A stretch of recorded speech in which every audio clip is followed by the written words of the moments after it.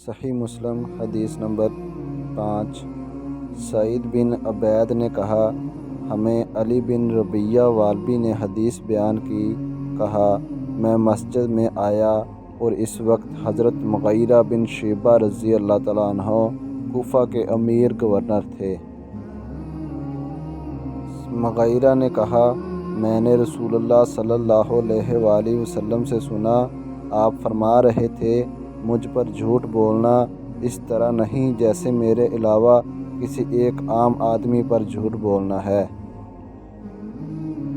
جس نے جان بوجھ کر مجھ پر جھوٹ بولا وہ جہنم میں اپنا ٹھکانہ بنا لے۔ صحیح بخاری حدیث نمبر 6۔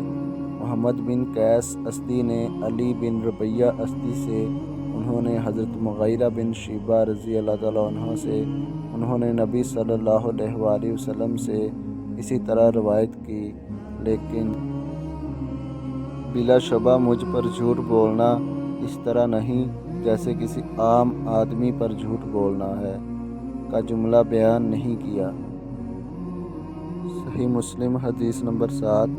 معاذ عنبری اور عبد الرحمن بن مہدی دونوں نے کہا، ہم سے شعبہ نے بیان کیا، انہوں نے خبیب بن عبد الرحمن سے، انہوں نے حفص بن عاصم سے روایت کی،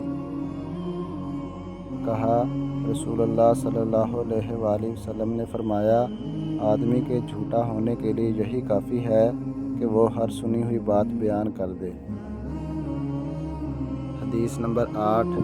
علی بن حفص نے شعبہ سے، انہوں نے خبیب سے، انہوں نے حفص بن عاصم سے، انہوں نے حضرت ابو ہریرہ رضی اللہ تعالیٰ عنہ سے، انہوں نے نبی صلی اللہ علیہ وآلہ وسلم سے اس کے مانند روایت کی۔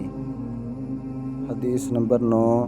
ابو عثمان نہدی سے روایت ہے، کہا عمر بن خطاب رضی اللہ تعالیٰ عنہ نے فرمایا، آدمی کے لیے جھوٹ سے اتنا کافی ہے جس کی بنا پر وہ جھوٹ قرار دیا جا سکتا ہے کہ وہ ہر سنی ہوئی بات بیان کر دے۔ حدیث نمبر 10۔ ابن وہب نے خبر دی، کہا مالک بن انس نے مجھ سے کہا، مجھے معلوم ہے کہ ایسا آدمی صحیح سالم نہیں ہوتا جو ہر سنی ہوئی بات آگے بیان کر دے، وہ کبھی امام نہیں بن سکتا جبکہ وہ ہر سنی ہوئی بات آگے بیان کر دیتا ہے۔ ایسی مزید اسلامی ویڈیو کے لیے ہمارا چینل ذکر رب سبسکرائب کریں، اور اس چینل پر صحیح بخاری کی احادیث بھی شامل ہیں، آپ ان کو بھی سماعت فرما سکتے ہیں۔ شکریہ۔